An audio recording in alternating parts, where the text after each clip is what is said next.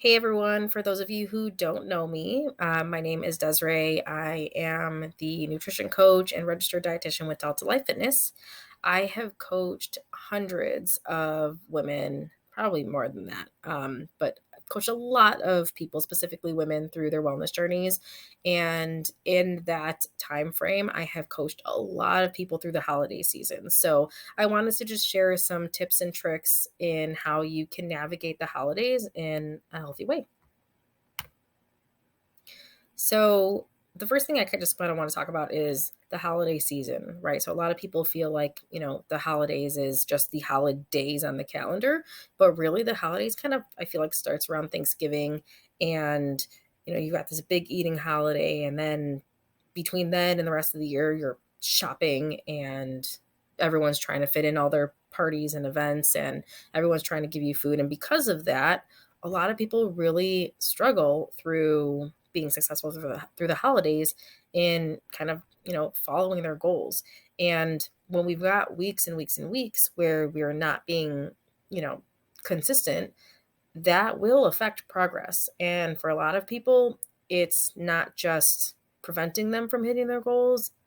A lot of times it's them going backwards on their goals. So maybe regaining some lost weight. So let's kind of talk about, what is some good tips and tricks to get through it. Now, the first thing is that I want to say is like when I coach clients through the holidays, I take a very habit based approach because it's not necessarily realistic for you to squash that 5 pounds that you maybe wanted to lose in the month that you were able to do in June, July, October, whatever month it is, right? When there's not as much going on. So the first thing we want to do is kind of focus on the habits that you can continue to work on through the holidays so that you're still making progress towards something that's going to help you be successful in the long run. This habit based approach is important to me, which is why I am happy to partner with Healthy Steps Nutrition. Healthy Steps Nutrition provides myself and Delta Life Fitness with a good like framework and platform for us to coach you guys through nutrition. So I use my coaching experience as well as this platform combined to really, give you guys the best shot possible. Now, HSN believes that something as fundamental as nutrition shouldn't be complicated, and I believe that as well. There are a lot of values that overlap, which is why I'm very happy to work with them. And in my experience, focusing on healthy habits, especially through the holidays, has been the thing that has helped my clients be the most successful. So, tip number one, remember your why. If you guys have not really heard about this or talked about this, it's essentially why are you trying to reach a goal, not what is the goal you're trying to reach. So, for example, why do we care about doing well through the holidays, right? Because instead, you can just say, all right, I'm trying to reach a goal, but I can just, throw caution to the wind. I'm going to free for all through the holidays and I'll just do any damage control afterwards. That is a completely reasonable strategy. And I've had people do that before. I've done that before. But if someone is really trying to get through this goal and they are trying to keep focus of the motivation behind that goal, that is what this why is. So for everyone, they have a reason for being mindful. So it might be like, why are they trying to lose weight? Why are they trying to continue, building muscle? Why are they still trying to eat healthy? And what I want to do is kind of walk you through kind of what I mean by this. And then you can even do your own little exercise to figure out what your why is. So the first thing I want to do is kind of tell you what your why isn't. So if you were to say to me, I want to lose 10 pounds because I'm fat. I want to lose 10 pounds because my doctor told me to. I gained 10 pounds, so now I want to lose 10 pounds. Those are not your reason why. Those are events, they're circumstances, they're facts, right? That's not your reason why. That's kind of like a given, right? So Your why should invoke emotion. So, for example, a better why would be, I want to lose 10 pounds because I went to my doctor. They told me I'm pre diabetic, and it's important to me to stay off medications and to be as healthy as possible for as long as possible because I want to be there for my family. That is a more emotion invoking why, right? You can say, I want to lose 10 pounds because it'll keep me from being pre diabetic, but that's not really your why. Alternatively, you can say something like, I want to eat better because my mental health is suffering. And I know that if I'm not doing well, it's affecting not only me, but it's affecting everybody else. And an alternatively bad why would be, I want to eat better because it's healthier, right? That's not a good why. That's just, again, that's a fact. If you eat better, that is healthier, right? So figure out what your why is. One of the easiest ways for you to figure this out is to write down your why 3 times in a row. So say, I want to do this because, say it again in a different way, say it again in a different way, right? And you may get to it by time 3. A lot of times people can't do this on your own, and it takes someone like a coach to be able to kind of really dig in there and get that information out. But I will tell you, most of the time when I say, why do you want to do this? Why are you here today? I get those given answers, right? But a good practice is to, keep trying, keep saying your why. Now, the reason why we care about this is because your why or your motivation helps you reach your destination. Your destination is, for example, if you get in your car and you just turn it on, you start driving, where are you going, right? Without a destination in mind, you will just free drive to, I don't know, wherever you're going. But if you have a destination in mind, you say, okay, I'm going to the grocery store, you will have a direction and you will have a path in mind that you want to take, and you can potentially come across an obstacle and detour but still end up there. And that's what we want your why to be your destination. So it's helpful to continuously check in, especially when you're going through a point in your wellness journey that there's going to be more obstacles. So, for example, the holiday season is a good reason or a good time for you to recheck and say, okay, what is the emotional connection that I have? So I can remind myself of my destination so you're not veering off course too much. Okay. Once you figure out your why, a very, very cool strategy is to have that why at the forefront of your life, however that looks like to you. For some people, for example, I have had people that do have an outfit in mind that is an indicator that they've gotten back to, the physique they were before, weight loss goal. Sometimes people will use that rather than a specific pound goal, but they will pull that outfit out, maybe hang it up on a hanger and have it hang on the back of their bedroom door, maybe in their bathroom, something like that. I've had people that, are trying to fit back into their bikini before a holiday, and they'll have that bikini out. I've even told people to walk around their house in their bikini, because if they're not comfortable doing that, they're not going to feel as comfortable as they want when they're on that vacation, right? So a motivator to keep them towards working that goal. Another thing that you can do is you can write down your goal on like a piece of paper or a phrase that reminds you of your why and place it on your fridge. Other times people will have it as like their background on their phone. So if you figure out what your why is and you want to remind yourself of it, do something like that and stick it somewhere where it will be a constant positive reminder. The next thing you want to do in kind of like tips for being successful is to stay consistent, right? So here are a few things that you can do to kind of stay consistent through the holidays. Stick to your pre-holiday routine as much as possible. So even though you're going to have more events of social gatherings, more opportunities to eat off plan, anything like that, you will not have those opportunities 100% of the time. So anytime you're not in a situation of holiday, obstacle, follow your same routine. Keep to that regular eating pattern. Make sure that you're still trying to eat healthy, which means making sure that you're incorporating plenty of vegetables in your meals, focusing on lean proteins, having whole grains. This is actually something that you can incorporate even on your holiday meals. But doing this is going to help you feel more full. It's going to help you, you know, eat more nutritiously. And in addition to that, kind of in the same note, is pay attention to your portion sizes. You do not need to eat more. I just say not more, but you don't need to eat bigger portion sizes just because it's the holidays. If you normally eat 6 ounces of a chicken breast, have 6 ounces of chicken breast if that's part of the menu at your holiday meal. The last kind of portion of just being consistent is, of course, try to stay with your same level of hydration, do all those things, same thing with sleep. But when it comes to like your nutrition, try to stay consistent with like your sugar sweetened beverages as well. If you want to indulge in wine or cocktails or something like that at the holiday events, don't do them, outside of them so that you can kind of save those events for when you're going to splurge.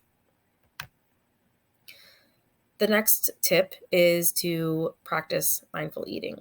Mindful eating is a practice that encourages us to be fully present when we eat.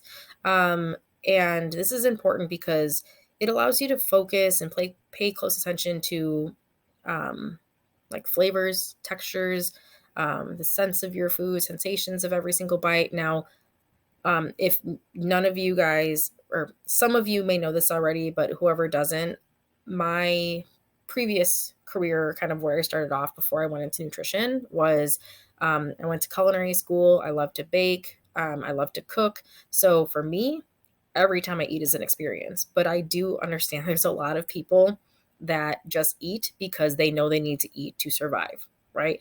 That's okay too. But there are other components of our eating events that can help us develop better relationships with food. So, for example, I want to kind of give you some, ways that you can practice more mindful eating. But the biggest thing that we want to be conscious of is if you're being mindful and being in tune with how that food is making you feel, both positively and negatively, that can affect your relationship with food and nutrition in general.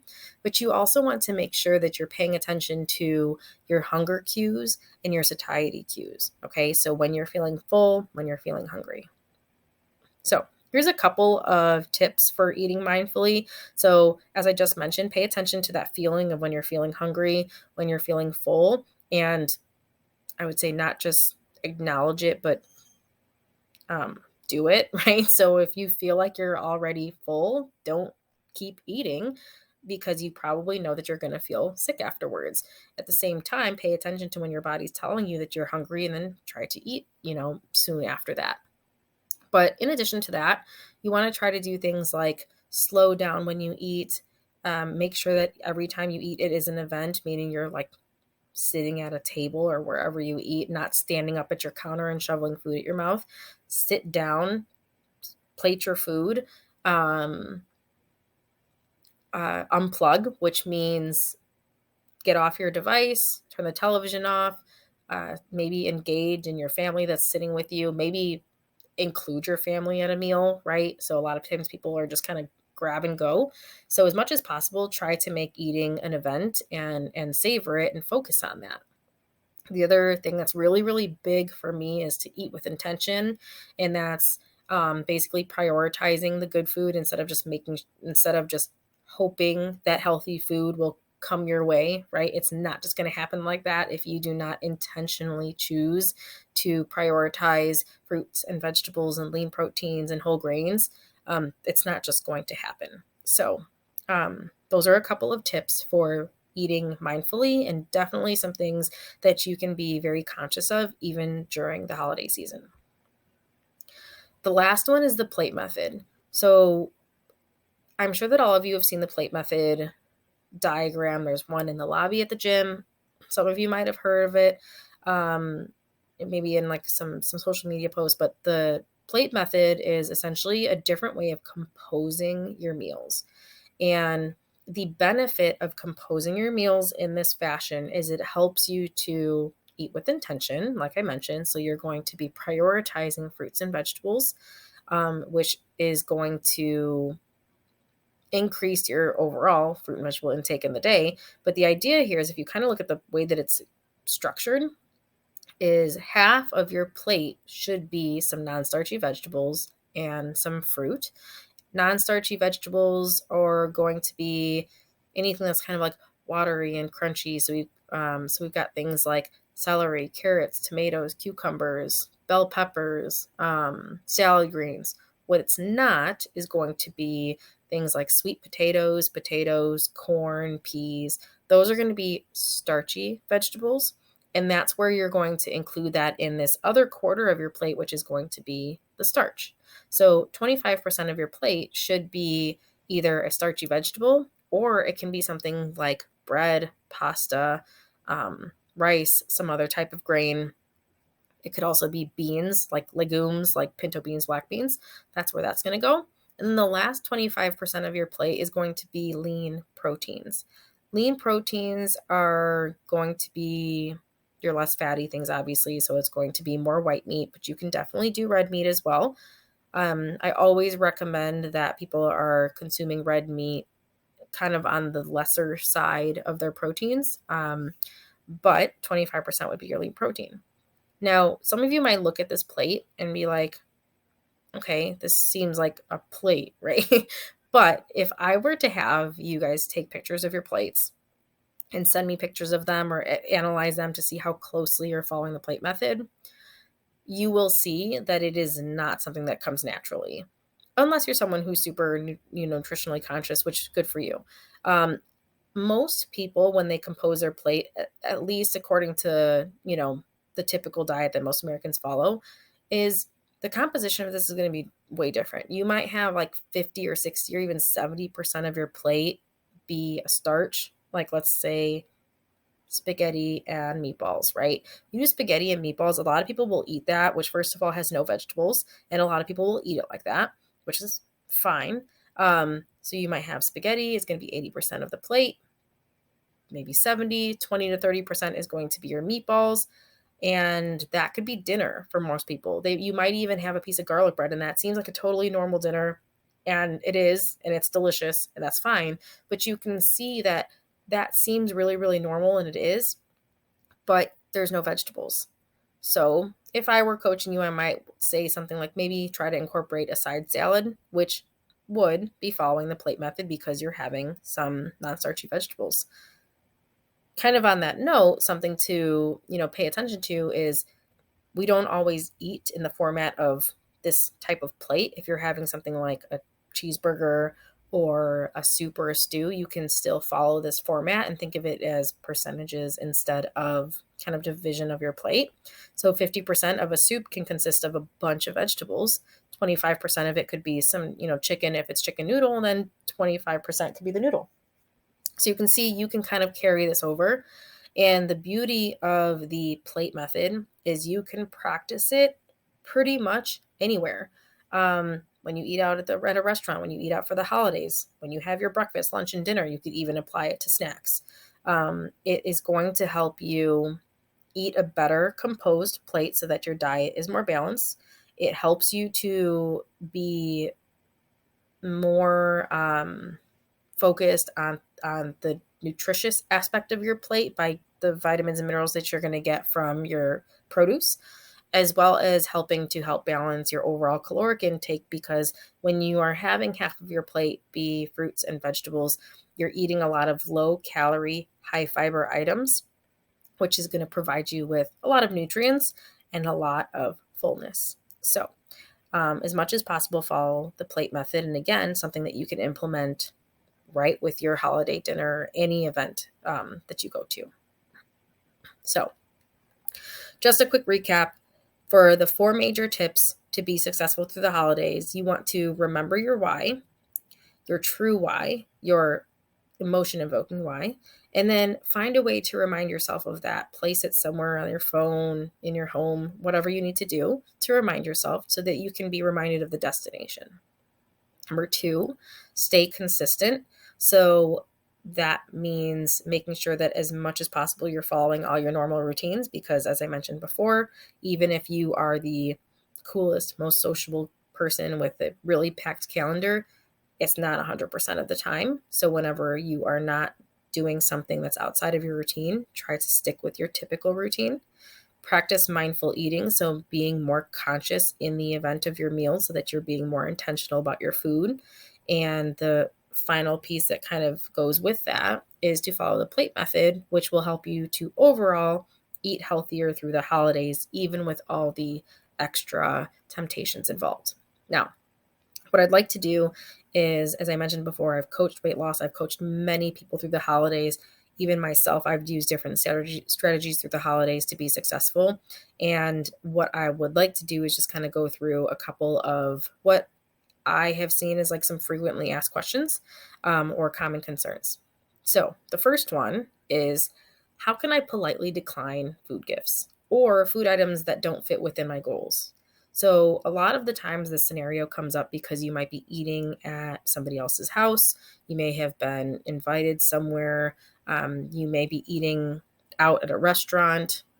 When it comes to being gifted food gifts, this happens a lot kind of like in, like if you work at a school, if you work in hospitals, you have friends that bake, offices, things like that, right? So there's going to be plenty of opportunities that you will be presented with food that you might normally not engage in, but you also want to be polite and not just say, I'm sorry, I don't eat that, right?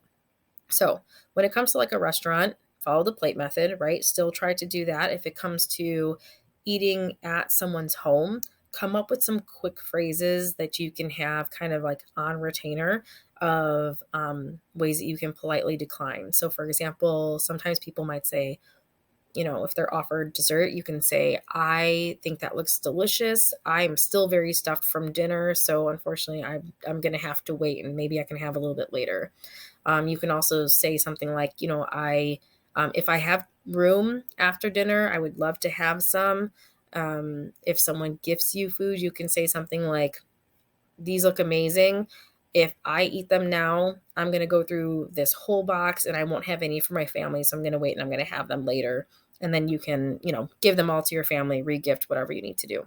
So those are just a couple things that you can say. But the biggest thing I want you to take away from that is you can say what you need to say in a polite way, because ultimately someone is sharing something with you and we want to be grateful of that. And, but you can still stick to your guns if you are really trying to stay true with your goals, right? What I would love for any of you to do here is, if you have any specific strategies or anything that has worked for you in the past to kind of navigate this situation, because a lot of people are presented with it, feel free to leave some comments. Or if there's specific scenarios that you would like for me to weigh in on or any of your peers to weigh in on, feel free to leave that below. So I feel like this is probably one of the hardest things during the holidays. So similar to that is, during this time, you're offered a lot. And although if you don't want it, you want to politely decline, you don't have to if you don't want to. Moderation is the name of the game when it comes to the holidays. And a lot of you have never worked with me. One of the most key factors in the type of coach that I am is I'm very realistic. And I will not tell anyone, nope, you can't have sweets. Even if I know that sweets are going to affect your overall progress towards your goal, that is not realistic to me. I'm a foodie, right? I said I used to bake. I still bake, but that was kind of what I did before. And it would be completely inefficient for me to tell people no to things, right? And so instead, what we practice is moderation. How often can I indulge in something within my diet that's not going to deter me from my goals? So, for example, if you are presented with a box of cookies from your neighbor that she homemade and you want to eat them, then eat them. It's the holidays, right? Understand that if you were to eat those cookies today and then the cookies that somebody else gave you the next day, and then go to your holiday party and, day after day after day, you're eating sweets and indulging, that will affect your progress. But in general, if someone gifts you something, or if you are at dinner and you want to have a piece of cheesecake that you don't normally get to have, just have it because you're not going to eat it every single day. A lot of the reason why people really struggle with sticking to their guns and their discipline during the holidays when it comes to things like sweets and food is because there's a lot of things that we eat because of the season. Meaning, maybe you're together with family and your family makes this particular dish that you don't normally get to have any other time of year. Maybe your grandma or your aunt or someone makes these cookies that you look forward to all year and you never see her aside from the holiday, right? Whatever the case is. That's why it gets difficult, because we get into ourselves as, I can only have this year. And because of that, I say just have it and kind of deal with it, like, right, in a positive way. And then it is what it is. Move on. Make sure that you're eating, well, the rest of the time. That's moderation. That's perfectly good behavior. So if you want to decline, then do it politely, but also don't feel like you need to say no to sweets and treats and things like that through the holidays. Okay. If you have any questions about that, if you want to pick my brain about anything like that, I would love to talk to you about that. Moderation is probably my favorite thing to promote because it is realistic. Now, as I mentioned, if you were to indulge in something daily that you're presented with, will it affect the scale? Probably. In general, will the weight on the scale change during this holiday season? If that's something that you're working towards, something like weight loss or preventing weight gain? The answer is very likely it will. And that is okay, because the weight that is changing here on the scale is not fat that you've gained. That is something it can be very, very difficult for some people to kind of wrap their head around. The reason why I'm saying that is because there is something called the calorie equation, which is essentially the amount of calories you would have to eat or reduce out of your week in order to gain or lose a pound. So if you were to eat an excess of 3,500 calories in a week, you would gain a pound. So if you eat 2,000 calories to maintain your weight, you eat an extra 500 calories a day, you've had an extra 3,500 in the week, you will likely have gained a pound of fat because you didn't use it. So it's now stored as fat in your body. That's one measly pound. Okay. It's easy to overeat 500 calories in a day, but it's not typical that you're eating an extra 500 calories multiple days in a row. So that was my example of, if someone gave you a cheesecake and every day you had a slice of that cheesecake, and let's say it was 500 calories, you likely will gain a pound at the end of that month. But if you practice moderation and you have a slice of that cheesecake and maybe you freeze the rest or give the rest away, you're not going to gain a pound from that piece of cheesecake. If you had that piece of cheesecake and the next day you weigh on the scale and your weight is up, that is change in weight, but not change in fat. When your weight changes, it can change based on stress, the type of meal that you had. For example, the more carbs you eat, the more water your body holds. So if you have a really high carb meal, your weight will be up the next day. It's water, not fat. So keep that in mind, because a lot of times people will go through like maybe the week of Christmas and they will have a lot more indulgences and they're like, oh my God, the scale is up 6 or 7 pounds. And unless you have eaten like 10,000 calories in the course of, that week extra, then you likely have not truly gained that in fat. On the opposite end, if you're trying to watch your weight or balance that out with activity, or your goal is not necessarily weight related, but it is gaining muscle or maintaining some level of fitness, a lot of times people will have the concern of, what if I can't keep up with my normal routine? That is going to be a pretty fair assumption, given the fact that you might have more events taking up more of your time. Even if you don't have events taking up more of your time, you're like sneaking off to do Santa shopping.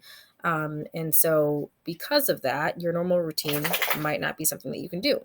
The alternative to that is to reframe either your routine or the frequency in which you go to the gym. So for example, if you go to Delta 4 times a week and that is your typical routine and that's something you want to maintain, but now with the busyness of the holidays, that is absolutely not going to happen. You could maybe squeeze in 2 days a week, then you can reframe, right? You can change the goal and say that it's more realistic that I'm going to be able to get to Delta 2 days a week. And that way you can feel more successful and not feel like you have failed if you're not able to get to those 4 days, which is unrealistic to begin with. You can reframe what that goal is. On the alternative end, you can change what the workout routine is. So if you can't get to Delta 4 days a week, that doesn't necessarily mean that you can't have a good workout or good physical activity for 4 days out of the week. You might be able to go in that 2 days, and then an additional 2 days out of the week, you're doing something at home or going for a long walk. So you can change the expectation, I guess. And the expectation can be either the frequency of the workout, it can be what you expect to get, but make sure that it's realistic. And again, try to stick to as close to the routine that you were doing as possible. If what we've been talking about here kind of strikes a chord, something that you are grateful for, that we're talking about it for the holidays, but in reality, it's something that you think that you can benefit from year round, then I would encourage you to consider the one-on-one nutrition coaching. What that entails is you would have monthly consultations with me. In addition to that, I would hook you up with the Healthy Steps Nutrition app, which again is a platform that we partner with that provides you with resources and videos and a place for you to track your progress, track your food, as well as have a direct line of communication to me at all times. So if you had any questions or concerns in between our monthly visits, all you would have to do is send me a message. Alternatively, I can offer you support and advice and accountability through that time as well. So again, if that's something that you think that you might be interested in and you've got some other goals in the mix, keep in mind it's not just about nutrition. So sometimes I have clients that will focus on stress management, sleeping better, their fitness. And so anything that you feel like in your holistic approach to wellness that you could use some more support and resources and accountability from, just ask when you're at the gym next. You can send me a message, you can give us a call, and we'll give you more information about all the details of what Nutrition One-on-One coaching consists of. And I would love to coach anyone who is interested. It's my favorite thing to do, obviously. So I really look forward to any of you who are interested. But for now, I just want to say thank you for coming to watch this. This month, I wanted to provide you with more of like a webinar style so that with everyone being really busy, you don't have to feel like you have to get to the gym for the talk, and you can kind of watch this as your leisure.